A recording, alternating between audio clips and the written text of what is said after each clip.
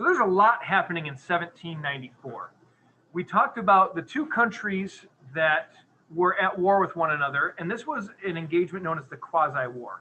It was between Great Britain and France. And so each side tried drawing the United States into their conflict, but America said, we're going to stay neutral. And so, again, once they're fighting, doesn't mean that Americans did not want to help one side over another. Federalists, led by Alexander Hamilton, said we should help Great Britain. They are our strongest financial trade partner. They are a wealthy country. They're pretty much the most powerful country in the world at this time, even though they couldn't keep us under reins and they lost us and we declared independence. They're still a very powerful country. And they're powerful because they have a lot of wealth and resources.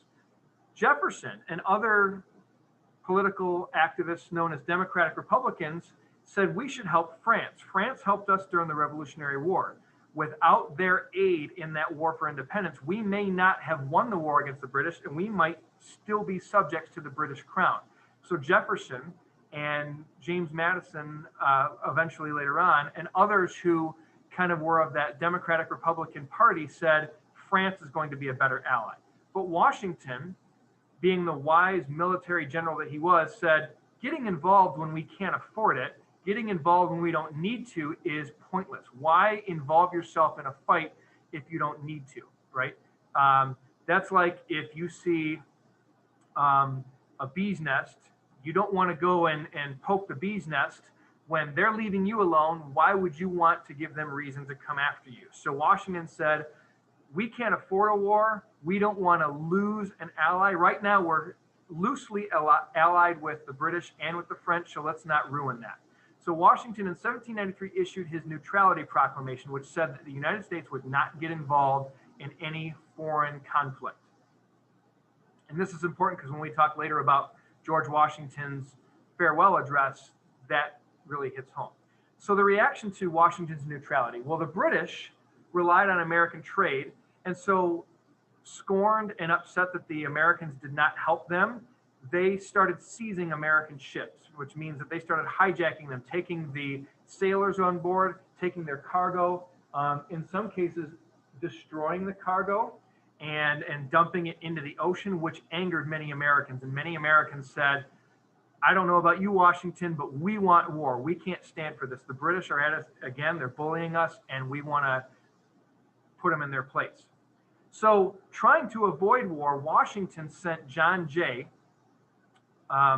over to negotiate with the British, and they negotiated something called Jay's Treaty in 1794, where the British agreed in this treaty to return any seized sailors and cargo, and also to pay for the damages. Okay, so one of our vocab words today was treaty, and a treaty basically is an agreement or a negotiation with a group, so between two groups. And usually a treaty involves peace, or it involves coming to an understanding where each side feels a little bit better after this agreement.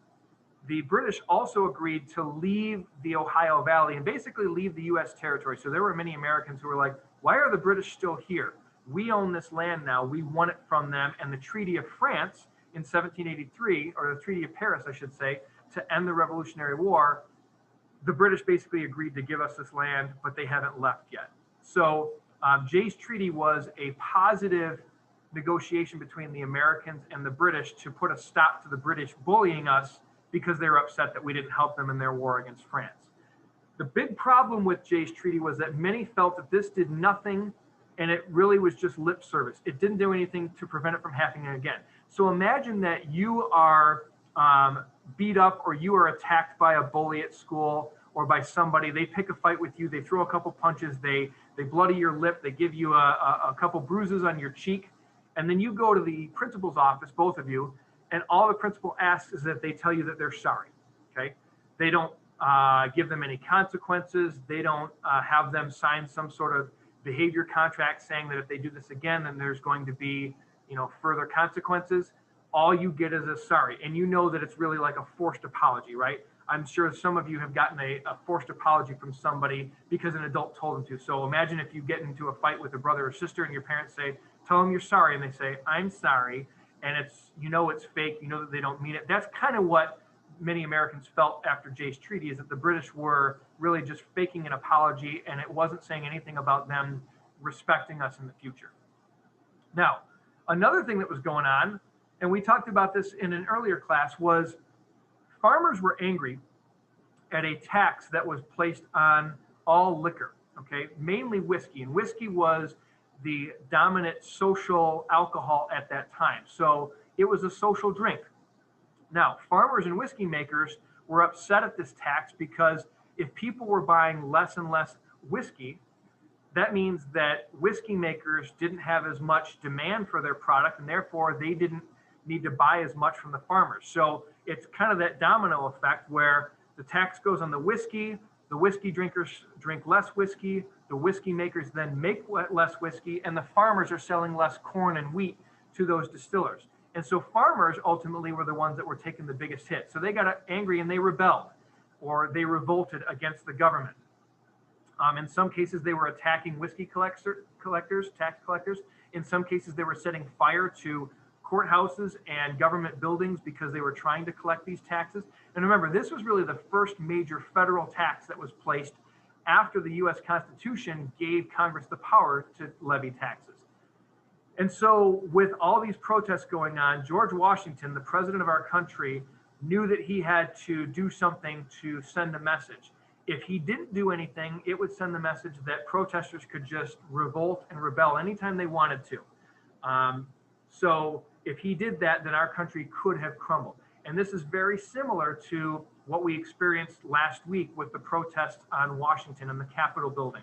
So back in 1794, George Washington said, I'm going to use our military force. So one of the responsibilities as president of the United States is they're in charge of the military. They're the commander in chief. So they can call to arms the Army, the Navy, the Air Force. Back at this time, America really just had an armed military. They didn't even really have a naval force yet. So he called in 1,500 soldiers to put a stop to this rebellion. Actually, I think it was 15,000. And these rebels stopped right away and basically ran from it and didn't really threaten again. So this sent a message that revolutionary thoughts and rebellions, violent rebellions, would not be tolerated. So once again, this made many, especially the Federalist Party, say, we need a stronger federal government because we need something to control these American citizens. It's okay to have disagreements. It's okay to think that what the government is doing is wrong. But when you take it to the step of violence and revolt and rebellion and insurrection, then that's where it puts a lot of people not at ease. So the Whiskey Rebellion was evidence that a stronger government was needed. So we talk about a peace treaty with the British. We also made peace with Spain. So there was a dispute over the Southern Territory in what is now the state of Florida.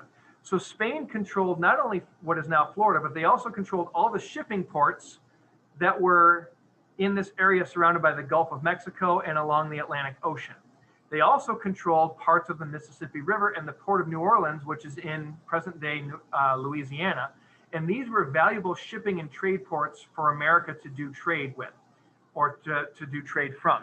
So in 1795, as a way to try and get access to these shipping ports and to get access to the Mississippi River, they signed what was known as Pinckney's Treaty in 1795, also known as the Treaty of San Lorenzo. And this was a treaty with Spain, or an agreement, a negotiation with Spain, where Americans were allowed to use the shipping ports and the land that was in those areas. So we didn't gain access to that land. We didn't buy Florida. We didn't buy Louisiana or any of that Western territory. But because Spain owned the land, it was basically, they said, we'll allow you to use it. It's oftentimes like if you have a friend that lives down the street and they have a pool and you want to use access to their pool. If they say, hey, even if we're not home, anytime you want to come over and swim, feel free to do so. Even if we are home, if we're not in the pool, feel free to use it. It's yours. We trust you. You're friends of the family. So that's basically what the United States and Spain were agreeing to. Spain was saying, you are able to use our pool. You're able to use part of our land for whatever you want.